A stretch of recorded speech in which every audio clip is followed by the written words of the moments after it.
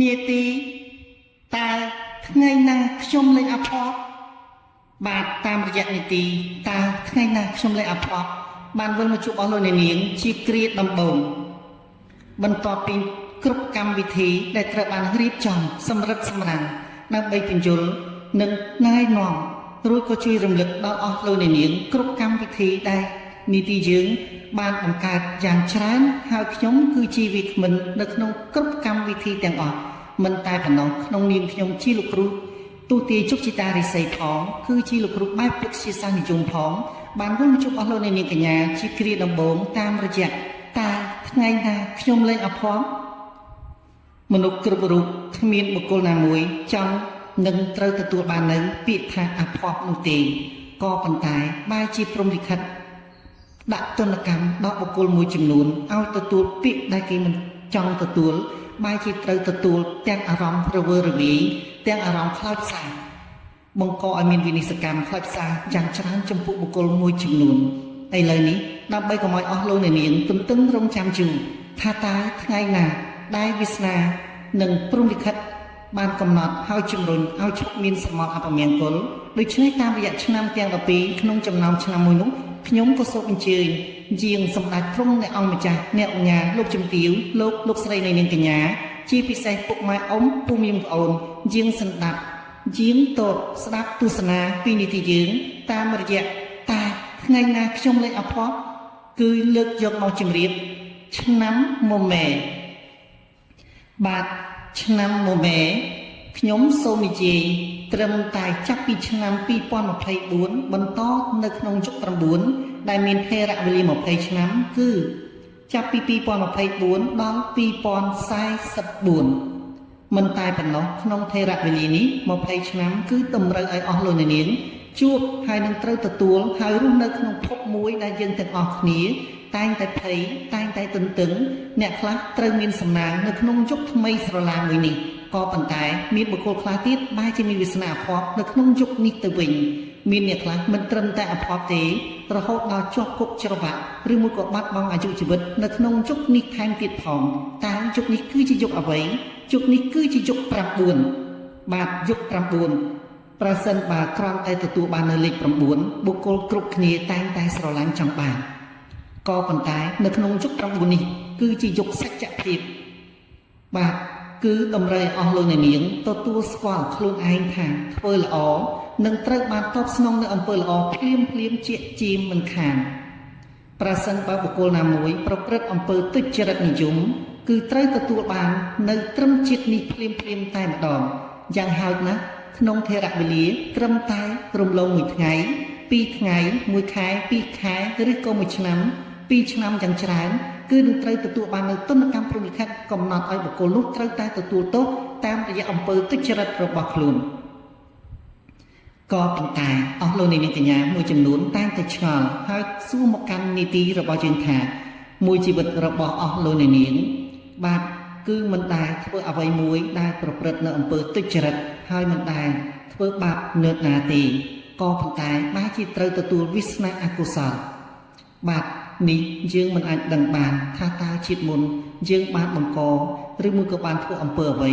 បានជាមកដល់ត្រឹមថេរវេលានេះបែរជាត្រូវទទួលនៅវិនិស្សកម្មខ្លោចផ្សាដែលយើងធ្លាប់តែទទួលនៅអំពើល្អក៏សាងអំពើល្អបានច្រើនមកđâyក៏ជប់នេះដាក់ទណ្ឌកម្មដល់អស់លោកអ្នកនាងដែលធ្វើអំពើល្អបែរជាត្រូវប្រព្រឹត្តឬមួយក៏ជួបនៅវាសនាអកុសលទៅវិញបាទដូច្នេះសូមទទួលស្ដាប់ពីនីតិយើងថាតើមានអំកំបាំងអ្វី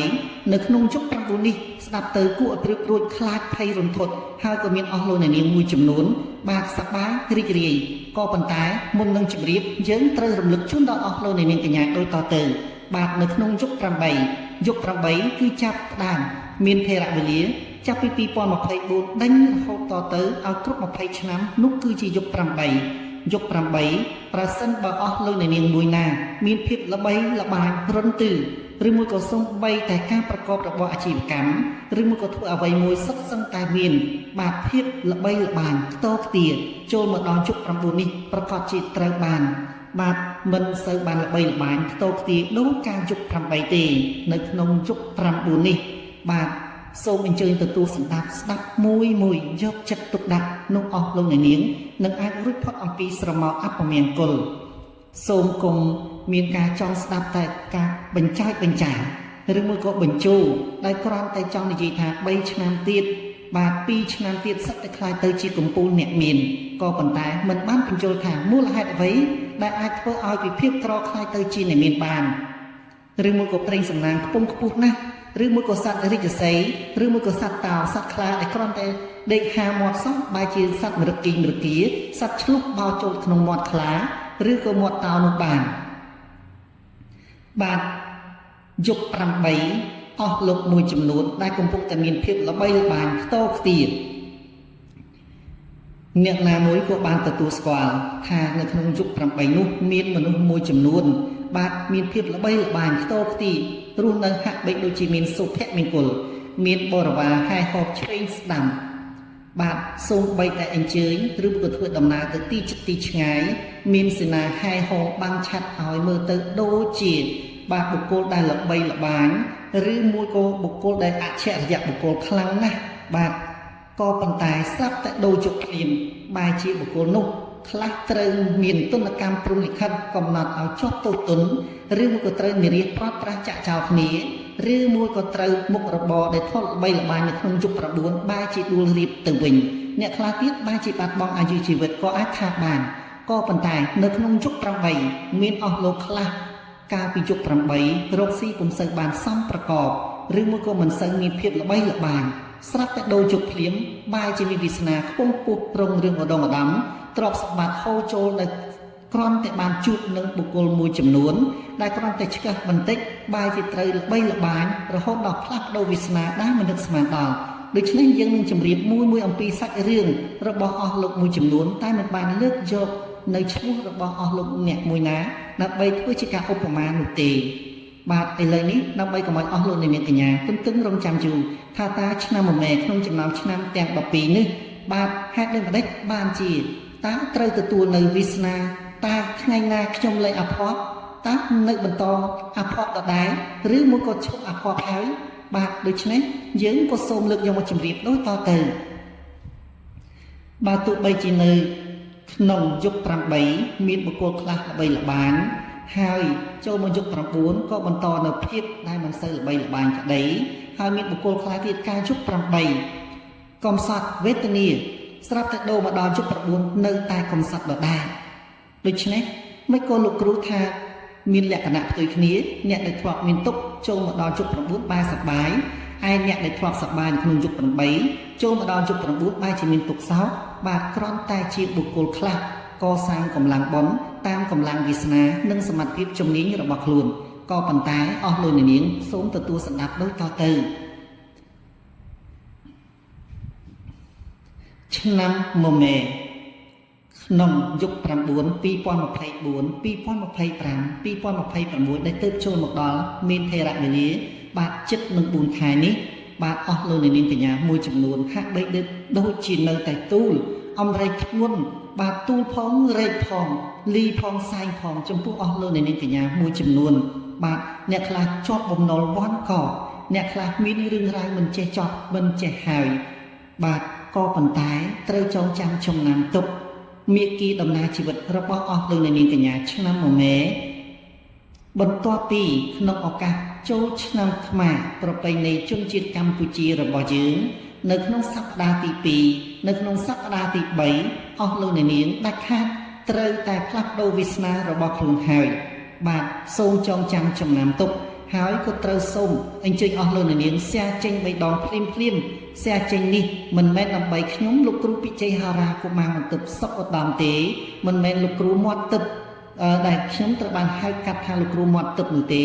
ក៏ប៉ុន្តែshareចេញដើម្បីបញ្ជិះនៅស្រមោលអពមង្គលហើយអបអរសាទរនៅអត្ថន័យខ្លឹមសាររបស់ខ្លួនបាទហើយលេខសំណាងរបស់អស់លោកអ្នកនាងកញ្ញាគឺលេខ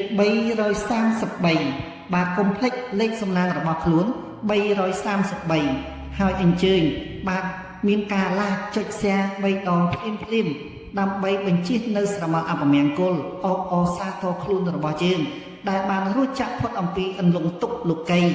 បាទ សូមអញ្ជើញแชร์ចេញហើយសរសេរក្នុងគោលបំណងយ៉ាងណាឲ្យខ្លួនជួបប្រទះតែនឹងសុភមង្គលពីព្រោះឆ្នាំម៉ែកំសត់ណាស់វេទនាណាស់ខ្លោចផ្សាណាស់បាទហើយច្រើនទៅជួបបុគ្គលដែលច្រើនទៅជាសិល្បៈនិយមមានអត្ថន័យខ្លឹមសារយ៉ាងណានៅនឹងមុខយើងនិយាយមកដូចជាអាណិតយើងជួយឲ្យយោបល់យើងថាយើងមិនចេះថាយើងមិនចោះជួនកាលទៀតគេជួយឲ្យយោបល់ថាចាំមើលគេនឹងជួយប្រាប់ទៅបុគ្គលណាមួយដែលមានសមត្ថភាពឲ្យជួយយើងថែមទៀតក៏ប៉ុន្តែនៅក្រៅខ្នងរបស់យើងបុគ្គលដែលបាននិយាយពាក្យថាជួយបែរជាវាបកសក់សម្ដីនិយាយដើមយើងថាយើងជាបុគ្គលគ្មានកំណើតទៅវិញបាទនៅមុខយើងល្អណាស់អាណិតណាស់ជួនកាលបុគ្គលនោះថែមទាំងហៅយើងឲ្យគេងឬមួយក៏សម្រាប់នៅផ្ទះរបស់គេញ៉ាំបាយនៅផ្ទះរបស់គេជប់លៀងយើងថែមទៀតដើម្បីចង់បញ្ជាក់ថាគេចូលចិត្តយើងគេរាប់អានយើងគេបញ្ជាក់ថាគេជាមនុស្សល្អគេអាណិតយើងគេស្មោះត្រង់ជាមួយយើងនៅពេលដែលយើងត្រូវទទួលបាននៅពាក្យអញ្ជើញឲ្យសម្រាប់ឲ្យញ៉ាំបាយនៅផ្ទះគេយើងសប្បាយចិត្តដែលយើងនឹកឃើញថាគេប្រកាសជាស្រឡាញ់យើងរាប់អានយើងដោយពិតប្រាកដជួនកាលគេចាក់ស្រាក្រហមអញ្ជើញយើងដើម្បីលើកជាកិត្តិយសដល់យើងថែមទៀតបាទដោយសារតែបុគ្គលឆ្នាំម៉ែខ្លះឬមួយក៏បុគ្គលខ្លះមាន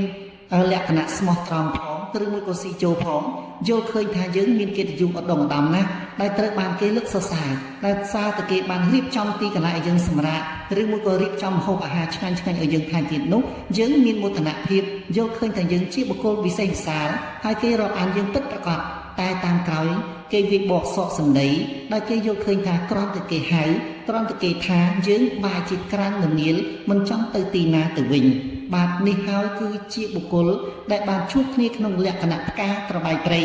មានអត្ថន័យខ្លឹមសារថាល្អស៊ីមិនល្អមើលបាទហើយគ្រាន់តែសម្ដែងសិល្បៈធ្វើឲ្យបុគ្គលឆ្នាំម៉ែនោះលងលក់ក្នុងភពសុបិនដ៏ចម្លែកដែលយល់ថាខ្លួនគឺជាបុគ្គលដែលត្រូវបានគេរាប់អានពិតប្រាកដតែតាមការពិតគេគ្រាន់តែបញ្ចែកបញ្ចាវិតម្លៃយើងថាជាបុគ្គលដែលគ្មានឯកសារយោគសម្រាប់នៅក្នុងការរាប់អាននៅក្នុងដំណើរជីវិតរបស់យើងតែប៉ុណ្ណោះឥឡូវនេះលំមភ្ញាក់ខ្លួនហើយត្រូវគិតថាគ្មានអ្វីមួយក្រៅពីអត្តនោនិថោអត្តាហិអត្តនោនិថោខ្លួនទីពឹងខ្លួនត្រូវតែមានសមត្ថភាពមានចំណេះមានជំនាញពិតប្រាកដរបស់ខ្លួនផងបន្ថយការចំណាយដែលអស់រយៈកាលខ្ញុំច្រើនតែនិយាយថាឆ្នាំម៉ែមួយចំនួនច្រើនតែដើរតួជាសេដ្ឋីคล้ายៗដោយចង់ឲ្យគេមិនអាចមានលទ្ធភាពវាយតម្លៃនៅតែធ្វើឲ្យគេយល់ថាខ្លួនជាអ្នកក្រន់សុខចិត្តចាយវាខ្ជោគក្នុងពេលណាមួយនោះក៏ប៉ុន្តែនៅពេលដែលត្រឡប់ទៅដល់ផ្ទះវិញបែរជាពិបាកចិត្តគេគិតសិញ្ជឹងដូចជាហែកចម្រៀកនៅក្នុងបេះដូងរបស់ខ្លួនដោយសារតែការចាយលុយច្រើនគ្មានបានព្រៀងទុកជាមុនតើត្រឹមត្រូវពិតប្រាកដដែរឬទេសួរនៅក្នុងខ្ទមកំសត់ប្រាសាទដើរតួជាសេដ្ឋីคล้ายៗរស់នៅក្រោមអំពូលភ្លើងមួយផ្លែតតែប៉ុណ្ណោះសុខចិត្តញ៉ាំម្ហូបអាហារដែលតាមសមត្ថភាពរបស់យើងកុំប្រដេញនឹងសម្ភារៈនិយមមានរបស់របរផ្ទាល់ខ្លួនរបស់យើងប្រសើរជាងរបស់របរដែលគេឲ្យខ្ចីប្រើមួយរយៈឬគ្រាន់តែគេឲ្យខ្ចីឬមួយក៏គេឲ្យយើងទុកប្រើនៅពេលដែលគេខឹងគេអន់ចិត្តជាមួយយើងគេបែរជាដកហូបយករបស់នោះទៅធ្វើជាកម្មសិទ្ធិរបស់គេទៅវិញតើយើងខ្មាស់គេប៉ុណ្ណាដែលយើងឧទាហរណ៍ថាគេឲ្យឡានមកយើងបាក់មួយរយៈគេឲ្យម៉ូតូមកយើងជិះមួយរយៈស្រាប់តែគេដកទៅវិញយើងគ្មានម៉ូតូយើងគ្មានឡានដែលត្រូវបានបាត់បង្ហាញឲ្យគេឃើញ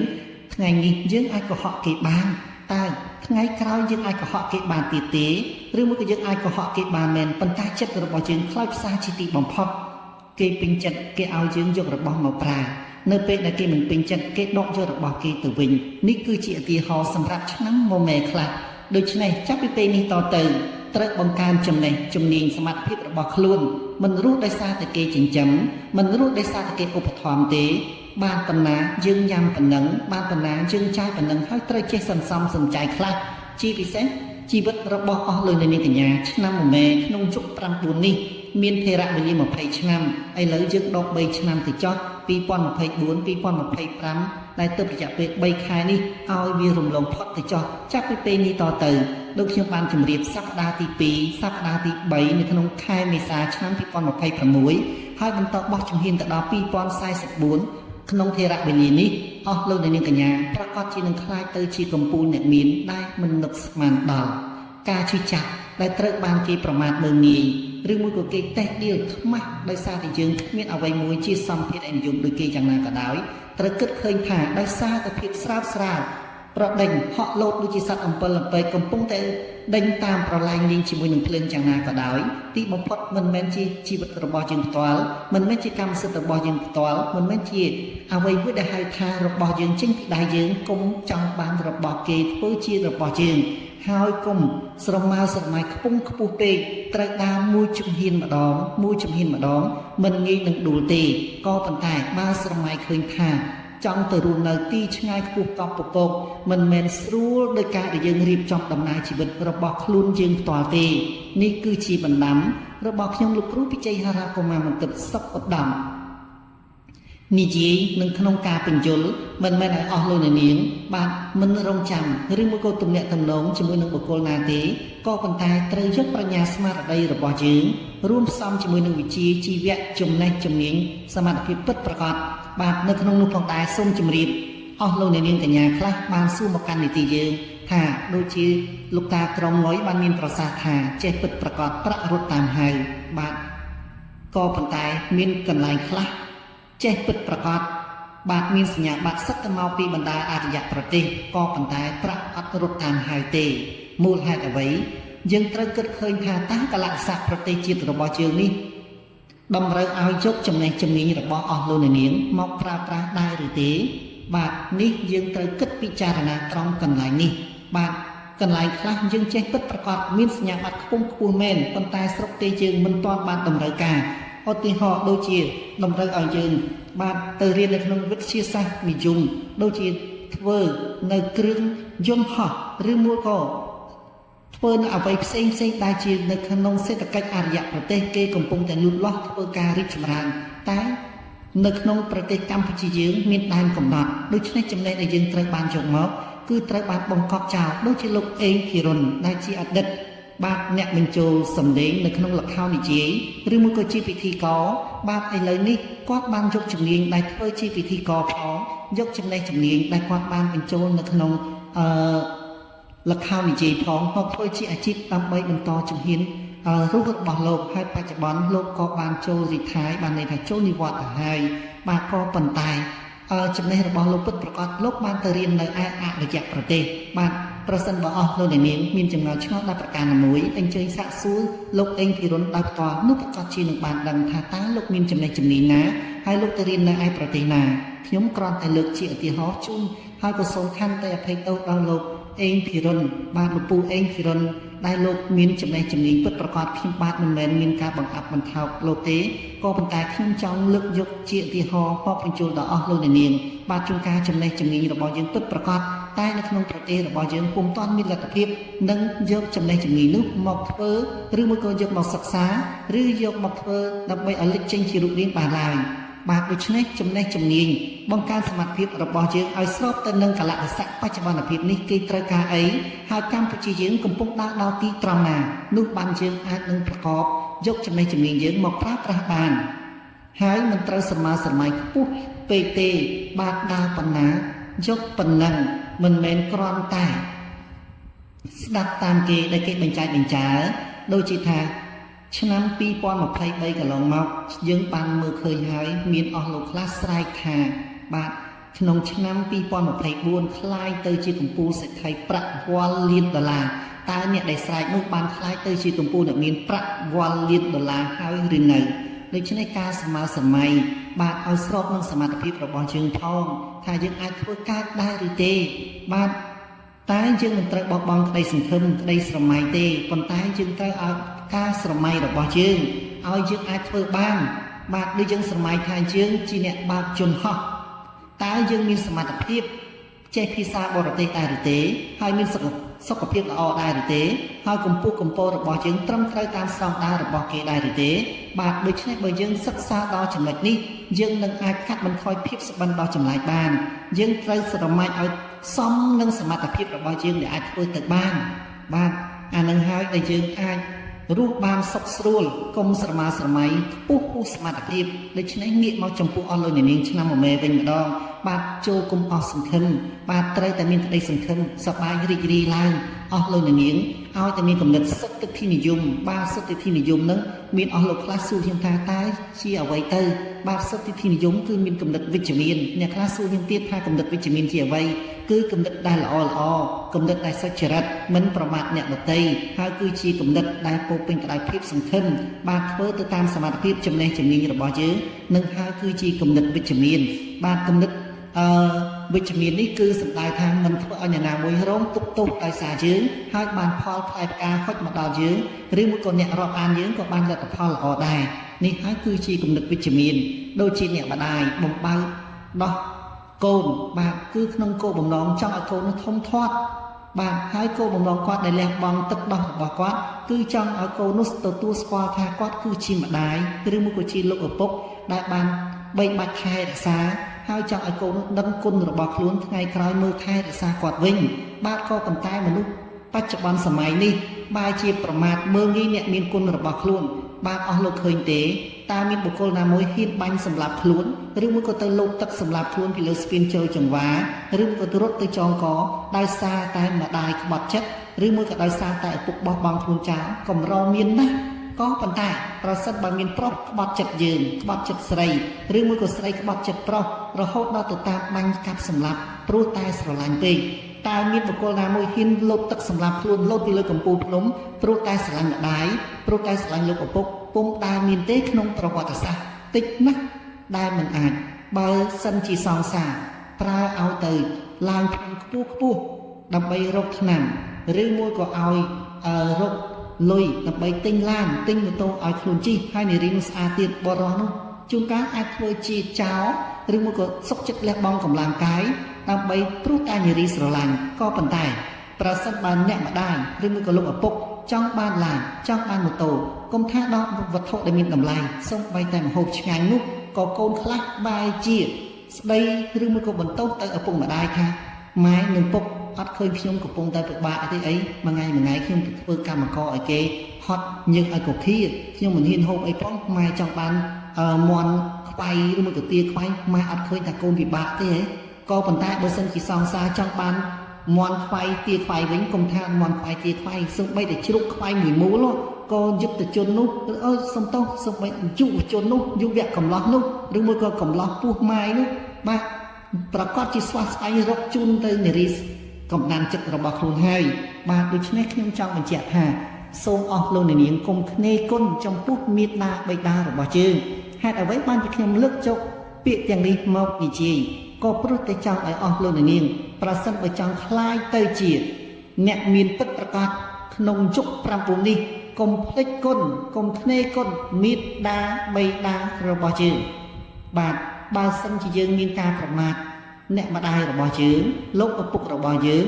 ឬមួយក៏យើងខ្នេរគុណមើលងាយមើលស្រាលបាទមិនមែនតែត្រឹមមេត្តាបិតាទេបុគ្គលណាក៏ដោយអ្នកដទៃណាក៏ដោយម្ដាយមីងក៏ដោយអ៊ំក៏ដោយអ៊ំស្រីក៏ដោយអ៊ំប្រុសក៏ដោយបងជីដូនមួយក៏ដោយប្អូនជីដូនមួយក៏ដោយជីទួតមួយក៏ដោយឬមួយក៏អ្នកដទៃក៏ដោយឲ្យតែបុគ្គលនោះធ្លាប់បានជួយយើងធ្លាប់បានឧបត្ថម្ភយើងកុំខ្នេរគុណបុគ្គលទាំងនោះជីវិតរបស់អស់លោកអ្នកនាងនឹងត្រូវមានរស្មីខ្ពង់ខ្ពស់រុងរឿងឧត្តមឧត្តមក៏ប៉ុន្តែប្រសិនបើអស់លោកបាទនៅតែខ្នេរគុណមិនបាននឹកនារាប់រកឬមួយក៏បំភ្លេចគុណអ្នកដែលបានជួយយើងទោះបីជាយើងមានសមត្ថភាពខ្ពង់ខ្ពស់យ៉ាងណាក៏ដោយថ្ងៃណាមួយនឹងត្រូវដួលបាសទាំងស្រុងដោយសារតែការខ្នេរគុណនោះឯងមានរឿងយ៉ាងច្រើនដែលត្រូវបានលើកយកមកជម្រាបបាទមិនចាំបាច់លើកយករឿងអ្វីទេយើងលើកយករឿងមួយនៅក្នុងរឿងកុលាបបៃលិនដែលអស់លោកអ្នកនាងមួយចំនួនក៏បានដឹងដែរដោយសារតែភាពខ្នេរគុណរបស់បាឡាត់ស្រុកសង្កែតើខ្នេរគុណយ៉ាងណាបាឡាត់ស្រុកសង្កែត្រូវបានលោកលួងរតនសម្បត្តិផ្ដល់កិត្តិយសឧត្តមឧត្តមឲ្យចូលមករាប់អានក្នុងសង្គមគ្រួសារកហបតីរបស់លោកបាទលោកលួងរតនសម្បត្តិគឺជាឪពុករបស់ខុននារីដែលជាតួអង្គឯកនៅក្នុងរឿងកុលាបបៃលិនលោកលួងរតនសម្បត្តិគឺជាកំពូលមហាសេដ្ឋី ដែលរហូតមកដល់បច្ចុប្បន្ននេះនៅលើសកលលោកទាំងមូលគ្មានកម្ពុជាសេដ្ឋីមួយណាដែលមានទ្រព្យសម្បត្តិមានត្បូងរាប់រយបាវដោយលោកលួងរតនសម្បត្តិបានទេបាទមិនមែនជារឿងប្រឌិតទេគឺជារឿងពិតពីព្រោះនៅស្រុកខ្មែរយើងនេះបាទសម្បត្តិធម្មជាតិដែលសម្បូរដែលច្រើនហូរហៀហើយមានកម្ពូលតម្លៃខ្ពង់ខ្ពស់អត់ដំឧត្តមនោះគឺត្បូងរតនមង្គលបាទមានន័យថាត្បូងតែមានទឹកពីរដែលល្បីគឺត្បូងកណ្ដៀងនិងត្បូងទទឹមបាទអ្នកណាមួយក៏ទទួលស្គាល់ថាខ្មែរយើងមានត្បូងដ៏មានតម្លៃនៅឯស្រុកខេត្តបៃលិនដែរតែជាហេតុអកុសលបណ្ដាលឲ្យត្រូវវិនិច្ឆ័យបាត់បង់អស់ដែលបច្ចុប្បន្ននេះខេត្តបរពាលិនគ្រាន់តែមានឈ្មោះក្នុងអតីតកាលដែលសម្បូររតនវត្ថុនោះទេពីដើមអ្នកណាមួយឲ្យតែបដូរទៅជីកត្បូងនៅខេត្តបរពាលិនបាទដែលជាអនុខេត្តឬមួយក៏ជាស្រុកនៅក្នុងចំណោមមួយរបស់ខេត្តបាត់ដំបងនោះគឺឲ្យតែមានវាសនាបានត្បូងត្រឹមតែប៉ុនកូនដៃឬប៉ុននៃដៃគឺខ្លាចទៅជាកម្ពុជាមហាសេដ្ឋីហើយបាទនេះគឺជារឿងពិតដូច្នេះលោកបាឡាត់ស្រុកសង្កែមានការគ្នេយគុណដោយមិនបាននឹកឃើញថាលោកលួងរតនសម្បត្តិផ្ដល់កិត្តិយសឲ្យចេញចូលក្នុងផ្ទះប្រៀបបានទៅនឹងសាច់ញាតិរបស់លោកចុងក្រោយលោកបាឡាត់ស្រុកសង្កែបាននាំមេចៅឈ្មោះផាន់ទៅប្លន់ក្នុងផ្ទះលោកលួងរតនសម្បត្តិដើម្បីប្លន់យកវត្ថុត្បូងពេជ្ររបស់លោកទីបំផុតត្រូវបានស្លាប់ខ្លួនអាសាអត់ការដោយសារតែមានឆាកប្រយុទ្ធជាមួយនឹងចៅចិត្តដែលជាតួអង្គឯកថ្ងៃក្រោយខ្លាយទៅជាបាទកូនប្រសាររបស់លោកលួងរតនសម្បត្តិហើយត្រូវជាស្វាមីរបស់នាងខុននារីបាទរឿងនេះភ្ជាប់សេចក្តីជាមួយគ្នាដោយសារតែចិត្តមានការដឹងគុណចំពោះម្ចាស់របស់ខ្លួនបានតស៊ូបាញ់ជាមួយចោរដូចជានៅឈប់ពាក់កណ្ដាលផ្លូវបាទតស៊ូបដូរស្លាប់រស់ដោយយកកំភ្លើងរបស់លោកបាឡាត់ស្រុកសង្កែដែលបាឡាត់ស្រុកសង្កែអន់ជាទីបំផុតបាទមានកំភ្លើងមិនហ៊ានច្បាំងតតាំងជាមួយនឹងចៅព្រៃទេបែរជារត់ទៅពួនសងំនៅក្នុងក្រោមឡានទៅវិញបាទនេះហើយដោយសារតែអកុសលភាពរបស់បាឡាត់ស្រុកសង្កែមិនមានតម្លៃតបស្នងគ្នេយគុណត្រូវតែវិនិច្ឆ័យនៅពេលចុងក្រោយរីឯចៅចិត្តដែលជាអ្នកដែលមានដឹងគុណថាបុគ្គលណាធ្លាប់ជួយខ្លួនហើយកំពុងតែជួយខ្លួនត្រូវបានទីបំផុតទេវតាប្រទានយុគឲ្យខ្លាចទៅជាកម្ពុជាមហាសេដ្ឋីខ្លាចជាកូនប្រសាររបស់លោកលួងរតនសម្បត្តិហើយត្រូវបានទទួលនៅទេពធីតាដ៏ល្អឯកគឺកញ្ញាខុននារីបាទរឿងនេះគឺជារឿងពិតដែលត្រូវលើកយកមកជម្រាបដល់អស់លោកអ្នកនាងដូច្នេះប្រសិនបើយើងពូកែយ៉ាងណាក៏ដោយយើងគ្នេយគុណគេយើងមិនបាននឹកឃើញការអតីតកាលដ៏កំសត់ដែលធ្លាប់ត្រូវបានរស់នៅក្នុងជីវិតវេទនាខ្លោចផ្សាហើយត្រូវធ្លាប់មានសាច់ញាតិឬមួយក៏បងប្អូនឬមួយក៏មិត្តភ័ក្តិធ្លាប់ជួយជ្រោមជ្រែងលុះនៅពេលថ្ងៃណាមួយយើងបែរជាបោះបង់ចោលសគុណរបស់គេទាត់ចោលអំពើល្អរបស់គេនោះក្នុងចិត្តរបស់យើងត្រូវទទួលនៅវិបដិសារីហើយក៏មិនអាចខ្លាចទៅជាកម្ពុជាអ្នកមាននៅក្នុងយុគប្រាប់4នេះបានដែរនេះគឺជាឧទាហរណ៍រឿងពិតមិនប្រឌិតផ្សំទេម្យ៉ាងវិញទៀតដូចជានៅក្នុងរឿងមាយើងបាទរឿងព្រេងបុរាណនិយមក៏ដោយក៏យើងលើកយកត្រង់រឿងនាយភេត្រាដោយសារតែគ្នេយគុណប្រពន្ធដើមរបស់ខ្លួនដោយយល់ឃើញថាខ្លួនមានសមត្ថភាពដោយសារតែនាងបាននិយាយថាទ្រព្យត្បិតគង់ស្រីបានន័យថាបុរសពូកែរកទ្រព្យយ៉ាងណាក៏ដោយបើស្រីមិនបានចេះទុកដាក់នឹងត្រូវតែវិនិច្ឆ័យអន្តរាយដោយសារតែពាក្យកំហឹងនេះបាទមិនបានគិតនាយភេត្រាបែរជាយល់ច្រឡំថាខ្លួនមានបានក៏ដោយសារតែខ្លួនជាអ្នករកហើយចំពោះប្រពន្ធគ្មានកំណើតទេគ្រាន់តែរស់នៅដេកស៊ីរឿងអីដែលត្រូវមានដោយសារនឹងប្រពន្ធទៅវិញទីបំផុតក៏បានដូរភរិយារបស់ខ្លួនឲ្យទៅចៅមីនុកហើយ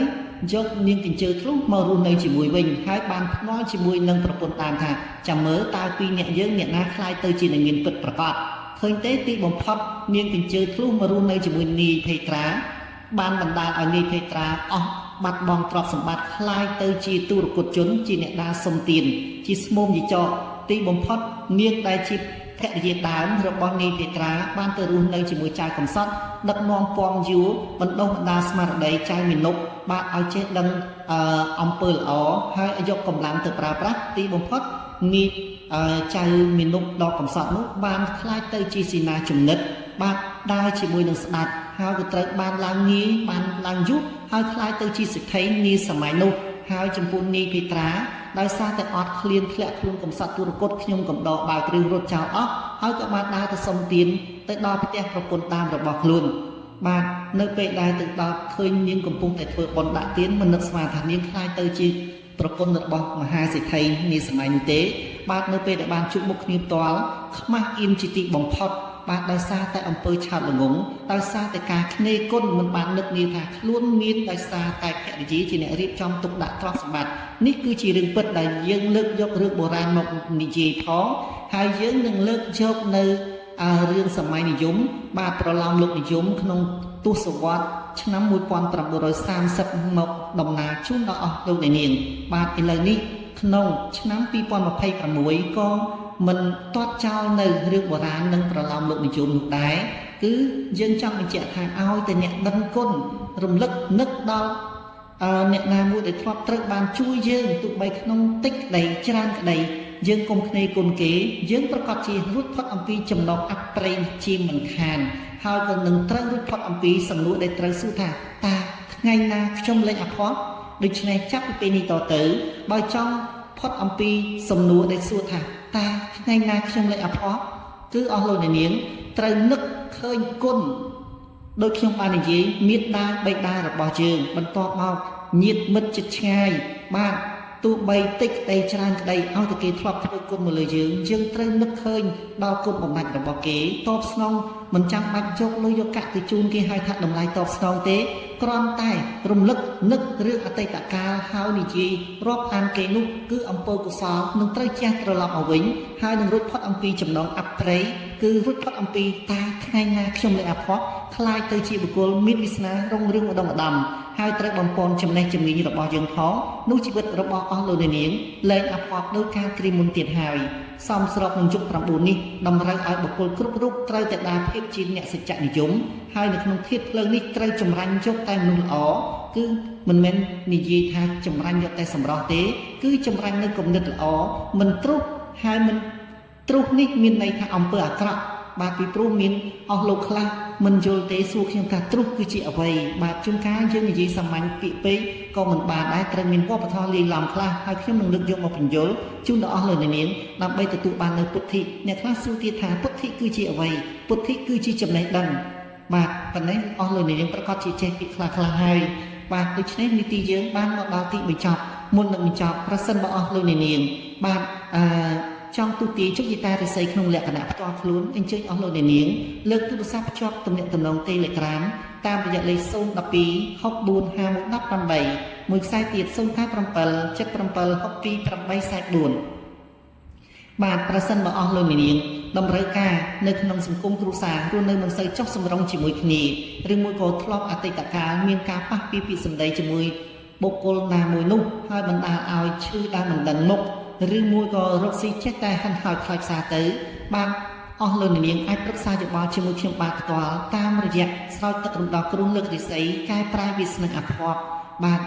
ហើយមានយន្តគ្រប់ប្រភេទដើម្បីជូនដល់អស់លោកនាងបញ្ជីនៅស្រមោលអពមង្គល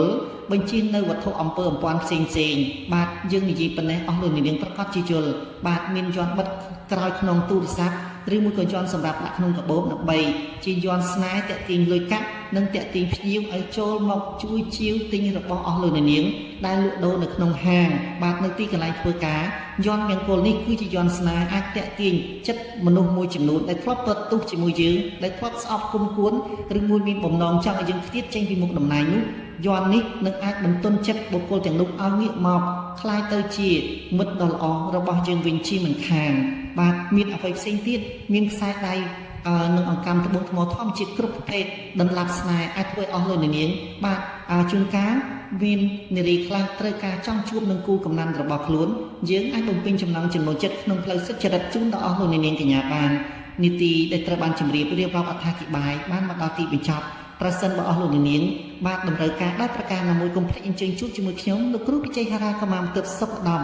បាទក៏សូមជូនពរដល់អស់លោកអ្នកនាងនេះឱកាសចូលឆ្នាំថ្មីឆ្នាំខ្មែរប្រពៃណីជាតិយើងនេះកុំភ្លេចណាឆ្នាំមមែលេខអភ័ព្វដោយការគ្រាមុនទៀតហើយលេខសំណាងរបស់អស់លោកអ្នកនាងកញ្ញាគឺលេខប៉ុន្មានអស់លោកអ្នកនាងកញ្ញាត្រូវចងចាំចំណាំទុក គឺលេខ333មានគ្រឿងស្មីរាសីខ្ពង់ខ្ពស់អត់ដុងអត់ដំបាទនៅពេលនេះសូមប្រសិទ្ធពរជ័យសិរីសួស្តីថ្វាយជូនដល់សម្ដេចទ្រង់អង្គម្ចាស់អស់លោកគ្រប់សតបអង្កសូមជួបប្រទះទៅនឹងពុទ្ធពរ4ប្រការគឺអាយុបណ្ណៈសុខៈពលៈគុំអីឃ្លៀតបាទជម្រាបលាសូមអរគុណសន្យាជួបគ្នានៅតាមនីតិផ្សេងទៀតសួស្តី